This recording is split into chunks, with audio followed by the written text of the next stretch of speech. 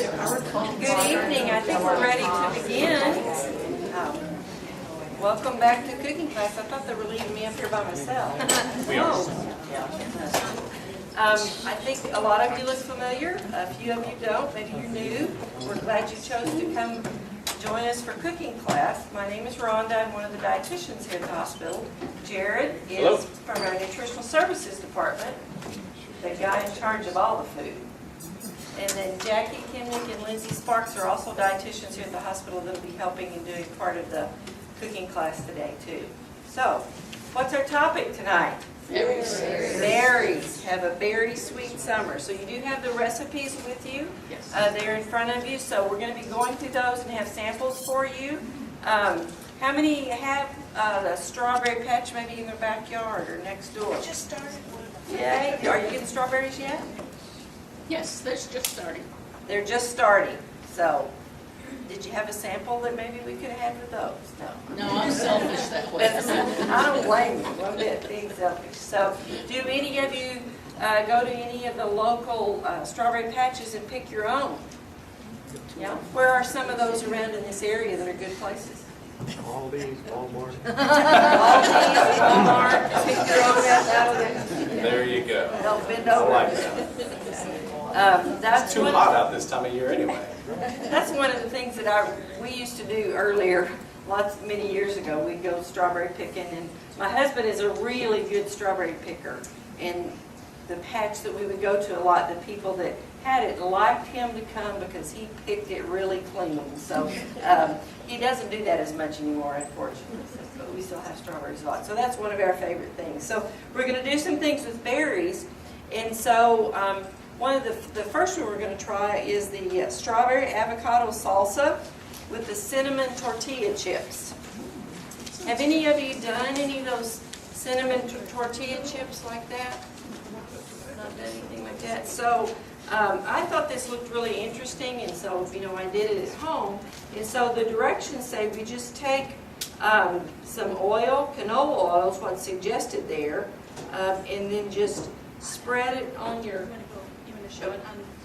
Okay. Okay.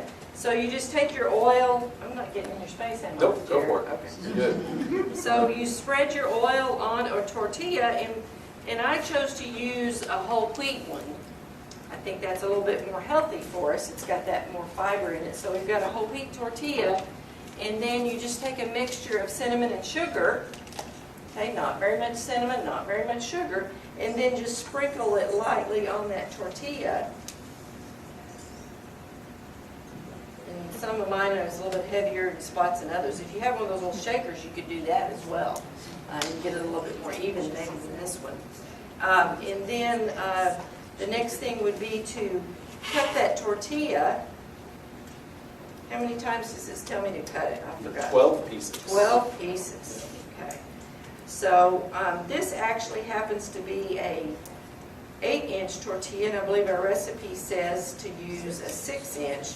So my little chips are going to be probably a little bit bigger than the actual recipe would So be. you can use my parent knife. Oh, this one. You'll need that later. So you just continue to cut those chips, cut the tortilla. And it does take a couple of cookie sheets to get all of them spread out on, I found out. So I've got I've still got to go a couple more to make them a little bit smaller. And that would match up with what the recipe analysis is at the bottom of your recipe. So, if you don't want these small chips, you're just going to have to double what's on the bottom of that nutrient analysis. But as you cut those up, and then you would just line them up and spread them on a cookie sheet and put them in an oven to bake. And I believe it says 350 for how long? 10 minutes. 10 minutes. This is what I found out whenever I did them at home. I had to cook them about 15 minutes for them to be as crispy as I like them. But if you're doing an oven, convection oven, Do less time. because we had a problem Sure. with our Yeah. chips. You guys do not have homemade baked cinnamon and sugar tortilla chips for your sampling today, so I apologize. They're really easy to make. Sometimes I forget about that stuff. When you're dealing with a conventional oven or a convection oven, your times on cooking are going to be different. So if I get in the middle of making these recipes up and I don't remember that, I put it in, set the timer for 15 minutes, and then when I come back after it goes off, they are black. And let me tell you, everyone was still in the kitchen when this happened, and they were all angry. Because that, as soon as you open those things, they've got great seals on them, so you never smell anything until you open it up. And as soon as you open it up, it's burnt wheat tortillas and cinnamon. And I love cinnamon, but not burnt cinnamon. Does it smell like burnt toast? It did. It smelled worse than burnt toast, actually. So I actually ended up with more than 12, so you don't have to cut them quite this small. So I think I got 14 or 15 maybe. So, but then you just line your cookie sheet with them, and I did like them a little bit more crisp, but I put them in. I did one batch at 10 minutes and then another batch at 15. So I kind of like the 15 minutes conventional oven. Yeah. So that's how you would do those, and then for your sample tonight, we actually just ended up using these cinnamon brown sugar little wafers for you to try, to be able to try the salsa. So the other thing that we're putting in besides the strawberries, we kind of talked about the strawberries. So it's a cup of finely chopped strawberries, and then a half a cup of finely chopped avocado. I did not use 2. I only used about 1 when I made it at home. So what do you want to tell us about avocados, Sherry? They are delicious. Everybody agree? Yes. Yes. All right. These are a lot bigger than the ones that we had the last time. So I figured that would be a little bit easier if some of you weren't able to see very well. Make it a little bit easier this time to see. So we're just going to go through the process of getting these ready to go. There's a lot of different ways to pit them, to cut them, to clean them, to get them ready for use. And it really just depends on the avocado, because that happens on a lot of the bigger avocados, is your pit will happily stay put where it wants to. So basically, you can cut these directly in the skin. The more firm they are, honestly, the harder it's going to be to get the pit out. If you're making something like this, like a salsa or something, it really is up to you. Some people prefer them to have a little bit more texture to them. Some people want them to be a little bit more soft, right? So it really is just up to your liking. So, oh yeah, not bad. So, again, makes it a little bit easier for you guys to see, but I will say, as far as using, I would prefer to have the smaller avocados than the bigger avocados. And for those of you that were here last month when we also did avocados, you can tell how thin the skin is on the larger avocados. Can you guys see that okay? Am I holding it right? Yeah, I mean, they're much, much thinner.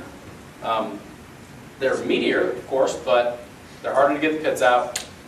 And I don't know if the other ones are just more organically grown in natural gardens without all the, extra vitamins and minerals that they put in the soil or whatever you call it. But I do know that the larger ones are harder to deal with. So anyway, once you get that chopped up, and you're not going to want this to be pureed, really.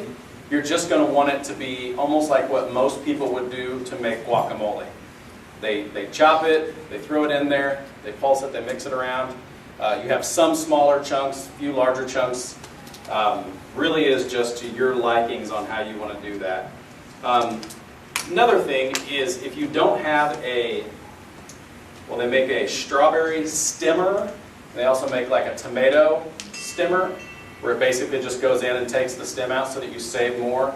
The way I always do it is pull the leaves up on one side, just barely put the knife down inside, working in a circle around, and then you end up just taking that center cut right out.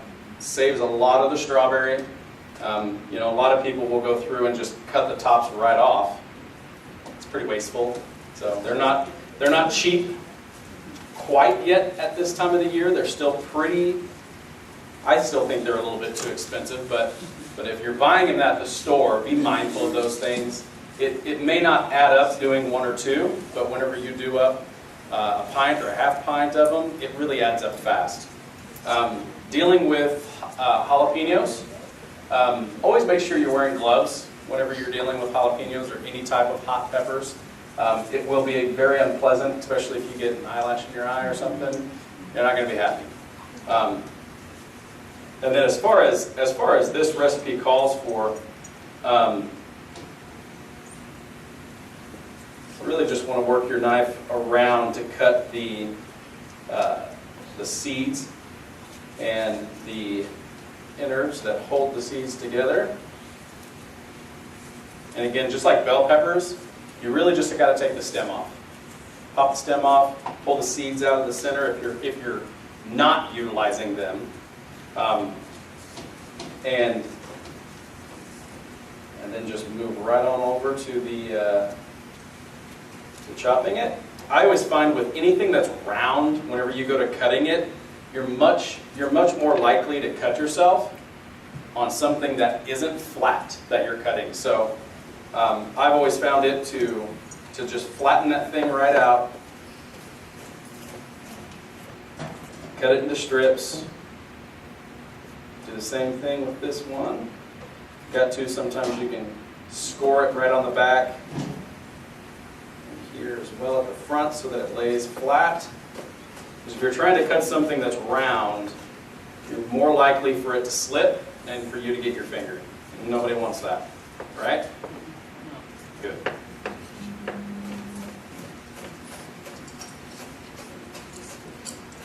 Whenever I first started cooking, I learned by a right-handed person how to cut.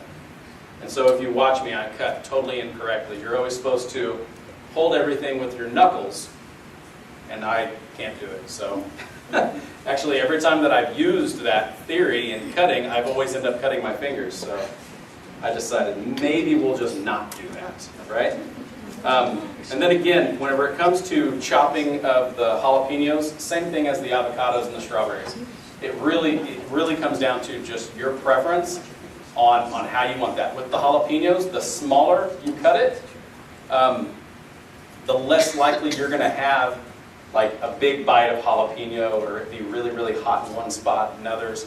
So if you want it to be nice and mellow, take the seeds out, take the cores out, chop it really fine. All right? So what are we getting from that avocado that we've added to this salsa? It's the good fat. That's kind of what we're looking for with that. So we can kind of sometimes replace the not so good fat or the saturated fat with that monounsaturated fat that's in that avocado. Of course, the fruit, the strawberries are not going to have any fat in it. So we also get some fiber, that bulk from that avocado. So that's a good thing as well. So, you know, that increased fiber we've talked in the past, that can help reduce your risk of chronic diseases. It can also make you feel fuller and maybe tend to have some weight loss with that. Another thing in that avocado is folate. It's a really pretty good source of folate. It's really pretty nutrient dense for what the product is. The serving size that's kind of touted now to being for an avocado is about 1/3 of an avocado. It might be about 1/4 of these guys because they're kind of bigger. I do have a few handouts just that give information about avocados if anybody's interested on those on the way out. So there's about 8 grams of fat supposedly in 1/3 of an avocado. We usually say about 5 grams of fat is about a serving. That's what's in a teaspoon of butter. That's what's in a teaspoon of oil. So while avocados are a really good food, nutritious food, I really like them just like Jared, they are a fat source. So you do want to be cautious about how much of that fat source that you do consume. You wouldn't probably sit down and eat that much butter if you sat down and ate a whole avocado. So be cautious that it is a good fat, but that you do need to limit your overall fat intake.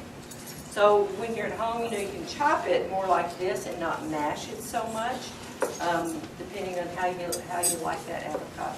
So what are you thinking about the combination of the strawberry and avocado? Not a mixture I would have really thought about putting together. You may not like one or the other, and you're probably not gonna like this salsa, but it's a little bit different salsa. It's a little different with little crackers that we did chew, did have to taste it with. It's really pretty good with and these are pretty good just by themselves as well, once you bake them. So I think it's a good way maybe to use some leftover sort of tortillas, maybe you didn't use them for another meal, maybe your strawberries are kind of getting overripe. You're not as concerned about the appearance, that visual appearance when you mix it in with something like the avocado. So it's kind of maybe a leftover kind of thing to do too. Is this one you're going to try at home? Yes. No? Yes? Get some no's and some yeses. Just going to stick with strawberries like you usually have. Not going to mess them up with avocado. Strawberry and avocado But separate. separate, okay. Okay. Well, at least you got to try it, and now you'll know. So I'm going to let Lindsay talk to you about our next recipe.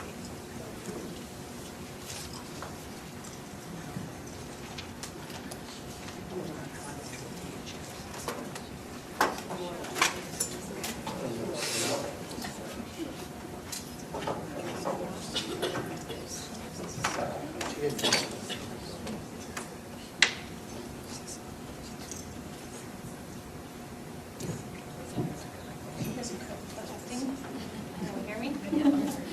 Hi everyone, my name is Lindsay Sparks and I'm a newer dietitian here. I think I might have saw or met some of you last time. This is my second cooking school with you all. And we're going to talk a little bit about the spring salad with blueberry balsamic dressing. So who has had a salad that has some sweet components to it? Like berries or cranberries maybe, or raisins. What is that? Apple. Apples, yeah. So I really love that sweet and savory combination. And so this is also a really pretty salad when you have all those bright colors on there from the strawberries and the berries. And then we're making our own dressing. And you may have had like a raspberry vinaigrette. That's a pretty popular one. So this is kind of the same idea, but we're using blueberries instead. So it makes it kind of a little bit sweet. When you make your own dressing at home, you can also use some of the oils that have higher monounsaturated fats in them, like olive oil and canola oil and safflower oil.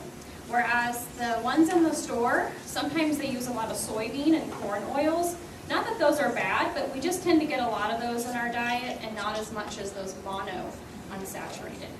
And so those monounsaturated help to lower your bad cholesterol, your LDL, and help to raise your good cholesterol, your HDL, the happy and healthy kind. So you get a little bit more control of the oil that you're using, and you also get to control the sodium level. So sometimes bottled dressings can have quite a bit of sodium in them, so when you make them from scratch, that's another thing you can control a little bit. There are some substitutions in this salad. So if you're not a big fan of blue cheese, anyone not a fan of that blue cheese, it can be kind of a strong flavor. So you could use goat cheese instead, that's a little bit more mild, or a feta cheese, or maybe even some mozzarella. So you could swap out if you don't really like those really strong cheeses. Let's see. Okay, and then another thing I was going to point out too is how to store your berries. So does anyone know how to keep them fresh? How do you guys store them at home? Freezer. Freezer? I was actually going to mention that. That's a great idea for when berries are in season, to buy them up now while they're cheap, and then you can wash them, slice them, and freeze them for later to throw into smoothies, to make dressings like this, or throw them into oats. Maybe something where the texture, you don't have to worry about having that firm texture. But that's a great idea, store them in the freezer. What you want to do is when you're buying them fresh is to wash them, keep them in their original container, and they taste the best when you actually let them get to room temperature. So you can store them in the fridge, but they really get their nice, a little bit stronger flavor when they're sitting at room temp. So before you're going to make the salad, you might bring your berries out and let them sit on the counter for about an hour or so they come to room temp. So just makes them taste a little bit sweeter. Let's see. So any questions so far about this recipe? I feel like I've just been rambling on. don't think it's come around yet, so I can't ask if you've tried it. What do you think about those food savers that they have like at Walmart with the air vents and the little tray underneath? Have you seen that? I don't think I have. She's asking about a food saver that helps, I guess, to keep the produce fresh, like a container. Maybe. I really like it. Yeah? You noticed it? And keeps it there's a fresh? couple different sizes, Mhm. but it makes my fruit and vegetables stay probably a few days longer than they normally would. Neat, yeah. So I guess you got that at Walmart? It's Nice. by Rubbermaid. Okay. Good to know. I've heard that Rubbermaid makes a really good one. I haven't had anybody that's used them at the one at Walmart before, but I know Pampered Chef makes a couple that are like that as well. And yeah, it just really limits the air that circulates through it, kind of keeps everything right there. And they seem to work really, really well. And it kind of drains the moisture. Sometimes there's humidity that collects, which makes the fruit and vegetables go faster. So the humidity ends up down at the bottom, the moisture. So, and there's like a little space to keep them off of the moisture's collected. Yeah, awesome. So yeah, she's saying it kind of helps with that humidity and the moisture that can collect and kind of make it ripen up a little bit faster. So yeah, that's maybe a handy tool to get, trying to keep your produce lasting longer. And also another thing that's really, really good to know when dealing with any type of produce really is when you bring produce home, don't automatically wash everything. Only wash right away what you're going to use. Because if you're like me and you sometimes have difficulties keeping the temperature in your refrigerator at 40 degrees or above 35 basically, or if you've got a cold spot in the back, if anything like that gets pushed backwards, that ice will form on it if it's still wet, like lettuce, and as soon as it freezes, it's done. That's another good thing. That's why most of the time they put your crispers at the bottom, and it always has a little bit of a buffer to where it's not way, way back, and that's so that it doesn't get too close to the freezer, or if there is a freezer portion of it, usually the lines run towards the back, and it will end up freezing your produce. And most of the time, I haven't had any luck finding any produce that can withstand being frozen at all, really. Most of the time, once that happens, it usually looks pretty rough afterwards. So don't wash everything when you bring produce home. Wash what you need when you need it. And that will help keep it lasting longer as well. Yes? This is where you take what you frozen in the refrigerator and put it in the iceberg. There you go. That's exactly right. Exactly, yes. If you do end up with frozen produce, chop it up, bag it up, put it in your freezer, and use it for soup. There's absolutely nothing wrong with that. Yeah. I don't know if you've ever got the cucumbers, and when you cut into the cucumber, the outer probably quarter-inch of it is almost translucent. That cucumber's been frozen. That's why. Usually in refrigerated trucks, when produce comes, they're shipped in a refrigerator freezer unit. And so they put freezer units up the front, and then they put all the produce next to it, and then everything else gone from that. And a lot of times in the winter months, it's too cold across the board, so it ends up freezing the produce. Accidentally, but it does. So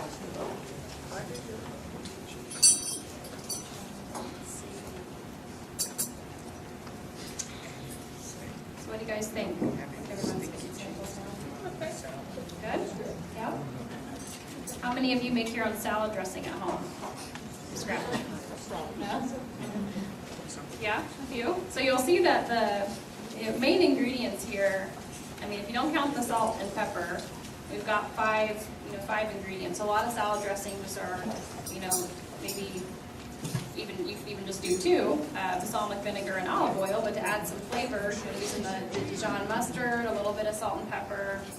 You're also adding a little bit of honey just to add a little bit more sweetness and kind of take off that bite of the vinegar. If you had some maple syrup, I recommend using the 100% pure maple syrup. You could use that in replacement of the honey. You can also swap out the nuts that are on this salad. So if you don't have walnuts, you could use like slivered almonds. Sometimes those are a little bit cheaper. We used cashews. Or, did you use cashews? Yes. Oh, We wow. did not have walnuts, so we used cashews. Yeah. Okay, well, you can use cashews too. We had already had the pecans used, otherwise I would have went with pecan, Okay. so. Oh, yeah, so a variety of nuts could be used to replace. But yeah, I really like making salad dressing from scratch because it's really quick and easy. It takes, you wouldn't even have to get a blender out. It does talk about, we have to blend the berries, but in other salad dressings, sometimes when you have to get that blender out, you can just get a bowl and a whisk or a fork and just whip it up in a bowl really quickly.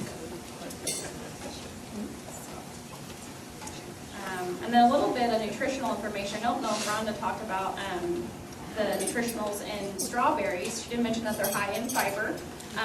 They're also high in vitamin C. I don't know if you mentioned that. So we usually think of citrus fruit as a source of vitamin C, but our berries actually have a little bit of vitamin C, and strawberries are especially high out of all the berries. 1 cup of strawberries, which is about 8 small to medium sized, has 160% of your daily value of vitamin C. So they're pretty high. Blueberries, on the other hand, they have trace amounts of vitamins and minerals, but they're especially known for their antioxidant properties. So what gives them that bright blue color, is an antioxidant, and that's been shown to have lots of beneficial effects for fighting that inflammation in the body, improving our heart health, improving our cognitive functions. So I think are we switch? Yep. All right, well, any other questions? Yes, how do we remove the pesticides that are on the store-bought strawberries? Okay, so she's asking about pesticides. So organic produce, they're still using pesticide, but they're natural, using natural products. So really for the as far as the nutritional value, they're the same, organic versus commercial produce. What we recommend is, depending on your budget and what you can afford, if you feel like you want to, the organic practices have been shown to have a little bit more sustainable practices. If you're concerned about the environmental effects of commercial farming, and you feel like you can afford to spend that extra on organic, it's kind of a personal decision. But nutritionally, we know that there's no real difference nutritionally. They still have the same amounts of vitamins and minerals, so it's more of a kind of a personal choice. You're going to have pesticides or fertilizers or some kind of chemicals on either one. So it's kind of a misperception about organic, is that it doesn't have any chemicals at all. They still are using some. The USDA will regulate how much pesticide residue can be on all of your fruits and vegetables. And so they do regulate that, so you can be sure that only safe levels, if any, are found on your vegetables and fruits. Right, yeah, so she's saying that the amounts that are on your fruits and vegetables are regulated, so I think we were reading something like you have to eat an insane amount, 500 like strawberries. 500 strawberries in one sitting to get any kind of actual like pesticide residue in your body. So it takes quite a bit.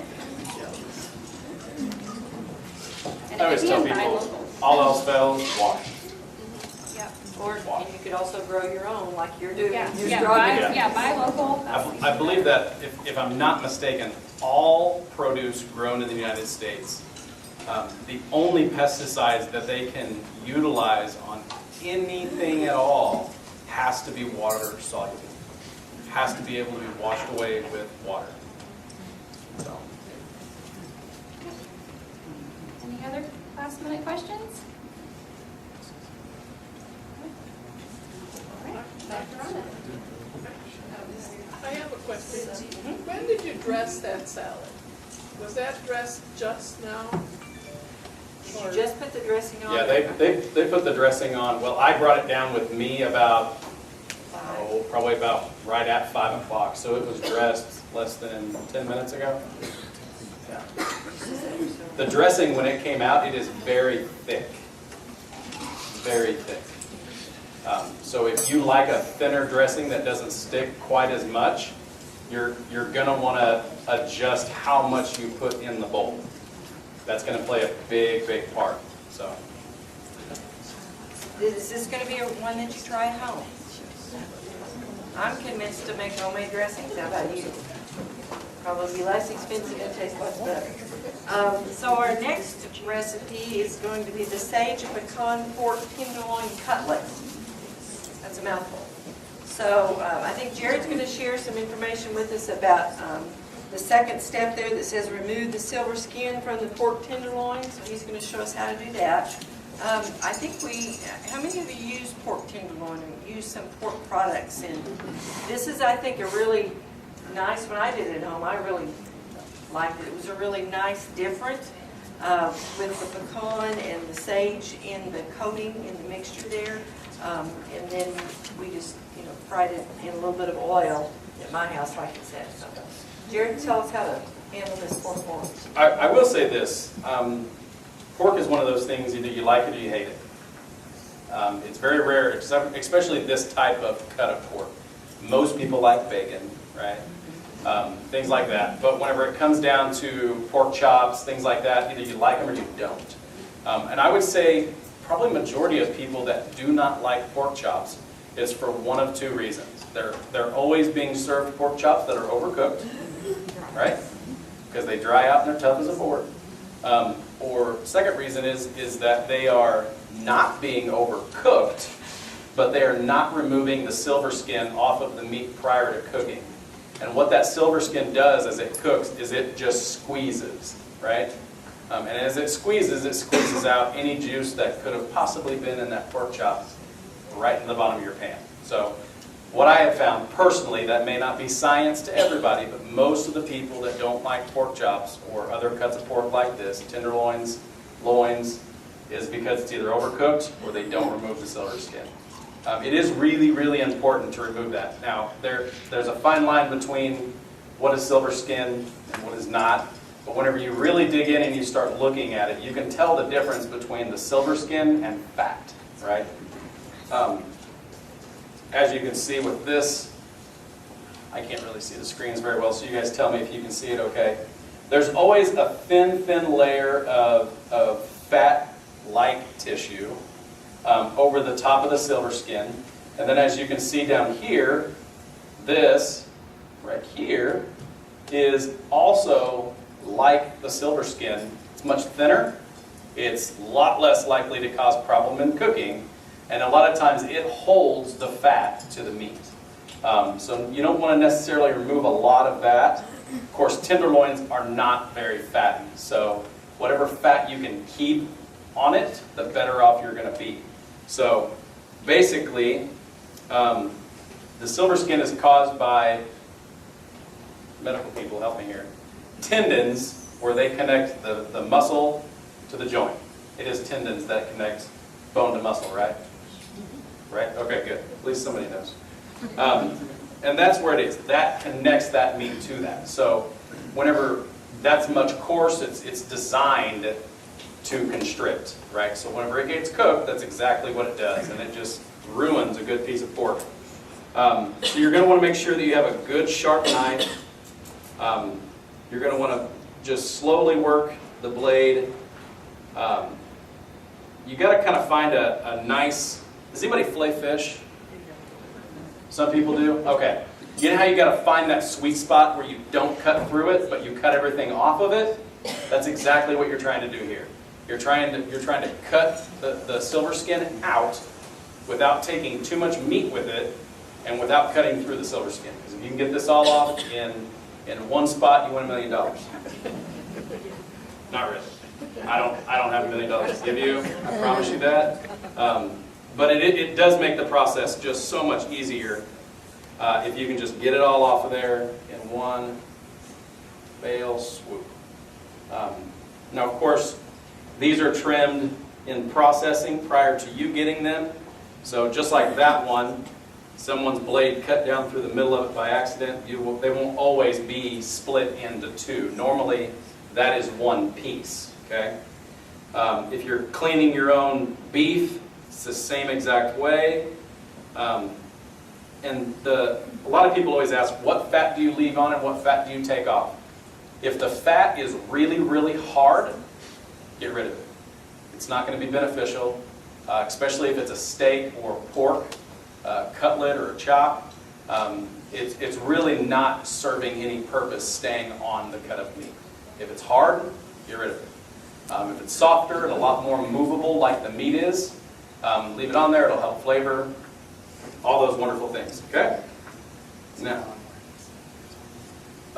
there's a lobe up here at the top, just like if you deal with beef tenderloin or deer tenderloins. And there'll be a little bit of really hard fat that's underneath that. Sometimes you'll get these where they're so small, this really isn't worth keeping at all. It really is just up to you. And then whenever you go to pound these out, it doesn't take much pressure to get them pounded out like the recipe calls for at all. Matter of fact, just let the weight of the mallet do the work. Tenderloins, whether they're beef, pork, veal, whatever, they're always very, very easy to pound out and flatten out and make into a cutlet or whatever it is you're doing. Okay? So we dietitians always like to use loin. We think that that's a less fat product. So the pork loin or tenderloin is a good lower fat product. We do need a little bit of fat in our diet. We can pick that up, in those avocados maybe. But whenever you do this recipe as an entree, you do have the nutritionals at the bottom. It adds in something berry. We do the blackberry preserves. Did we thicken this one? Yep. Okay. It doesn't say it on your recipe, but when I did it, and Jarrett did it today, the vinegar and the preserves and that little bit of salt, it's really thin after you reduce it. And so I did thicken mine a little with cornstarch and water. Yeah. Same kind of thing. So this is one, the sample you're getting does have a little bit thicker of that sauce with it. But the nice thing I thought about this was taking those loin slices, and then it's that sage and pecan with breadcrumbs and dredging it through that. That sage and that pecan added to it, I thought was a real, you can tell me when you taste it if you agree with me or not.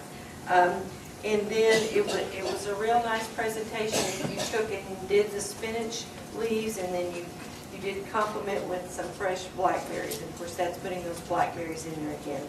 Never thought I'd really like to do blackberries and pork loin, but it really did end up tasting pretty good.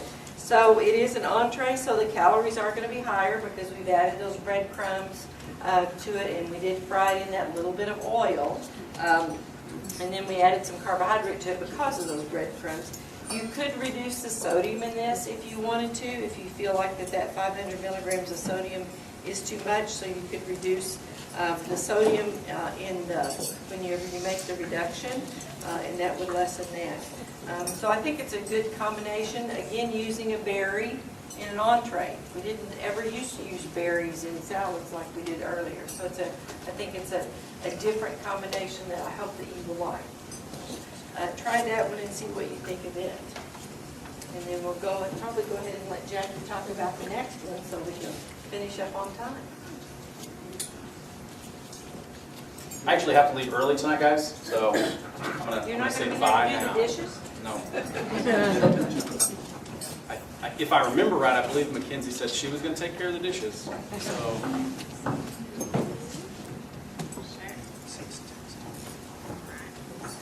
See you guys next month. Thank you, Hi, Jerry. everyone. I really liked this recipe, the sage in it. It's just so yummy. It really added so much flavor to it. So while you're finishing up the bites from this one, we're going to talk about our last recipe, which is more of a dessert. When I made it for myself, I found myself eating it for breakfast, as a snack, and even as a dessert too. So it could be multiple different purposes for why you're making it. It's great chilled. It's a good make-ahead recipe too. So if you have guests coming over, or if you're preparing for the week ahead of you, this is a great recipe to maybe whip up. Super easy, and it doesn't take a lot of time to make. So the granola cups with yogurt and berries. Has anyone tried to make a yogurt or a berry cup with granola before? Or has anyone made your own granola at home? Is this a new recipe? Okay, so the benefits of making your own granola at home is that you get to cut back on that added sugar. That's often what you're going to find in store-bought granolas. So you really get to control your ingredients with making it at home. So that's a great reason why we like this recipe, is that we're controlling how much added sugars we're using in this, and we're really just using some honey, and that honey helps to really hold that granola together. So what we're doing is, Jared's gone, and so I'm fending for myself up here, but I took a muffin pan, and then you put in your like cupcake holders, or what's the actual term for that? Liners, thank you, liners. Put the liners in there, and then you would whip up your granola mixture and press it into there. So your honey and your egg white is essential to make sure that granola isn't crumbly. So we don't want to skip out on those ingredients because it helps to make it harden and prevent it from crumbling. So we're using old-fashioned rolled oats, which are considered heart healthy because of their fiber content. They can help to lower cholesterol, along with the theme that we've been talking about. The berries also provide that fiber, which can be cholesterol lowering also. So you're mixing together the rolled oats, your walnuts, or any kind of nuts. I'm not sure what Jared decided to do with these, if he added cashews, or maybe this is a recipe he actually used pecans for. We'll find out. But you can use whatever nut you prefer, and if you don't have time to toast them, it's okay to just chop them up finely and throw them into this recipe too. It tastes just as great. So you whip that together, and then you put it in your liners, and you put it in the oven at 325 for 15 minutes until they brown. So then what you do is you take your Greek yogurt, and we like Greek yogurt because it's higher in protein than other yogurts. If you have a sensitivity or an allergy or an intolerance to lactose or dairy, you can try some alternatives like soy yogurt or almond yogurt. They have those varieties available. This uses a plain yogurt. At home I used a vanilla yogurt because plain yogurt tends to have a stronger bite to it. It's a little bit more bitter, and so that vanilla just added some more sweetness to it, but you can get that sweetness from your berries. You could just add more berries to that plain Greek yogurt if you wanted to cut back on some of that added sugar we were talking about earlier. So if I were to make this recipe again, I would probably, with my yogurt that I had, I'd probably meddle my berries. I'd mash them and whip them into my yogurt so that I tasted the berries a little bit more, because otherwise we're just topping them onto the yogurt cups. And when you took a bite into it, they tended to fall off a little bit. So if you want berries in every bite, I would mash them up and put them into there. So you can really use any berry you want. With this one, we chose raspberries and blackberries because we use different berries in some of those other recipes. So if you have your garden at home and you're growing strawberries, those will taste just as great. Lindsay touched on the antioxidants of the berries, and so that's really that's a really great nutritional component of those types of fruits, is for those antioxidants. So we do like to add those berries for those reasons. And then to top it off, we can add a little bit of lemon rind on there, and that's really going to make it taste really bright. It's going to pop all the flavors. So even just grinding just a little bit on there. Lemon juice won't work the same in this, so you want to use an actual lemon and grind the rind. And the zest it. Zest it. A little zest. Like that one meme. You all seen it? No? Google it later. So if you're ready to pass them out, we'll probably pass those samples out soon so you can taste what we're talking about. I ended up putting them in the freezer after I made them, just for about 5-10 minutes to get them really cold. And it was really yummy that way. And then I thought to myself, well, I'm going to try to freeze them, make a little ice cream treat kind of. But I hate the textures of popsicles and biting into them, and that's what happened to the yogurt. So if you're like me, and you're a texture person and you don't like biting into popsicles, I wouldn't recommend freezing them, but you can freeze them. They would stay that way. Otherwise, these would keep in the refrigerator for a day, 2 to 3 days. So Any questions on making the granola cups?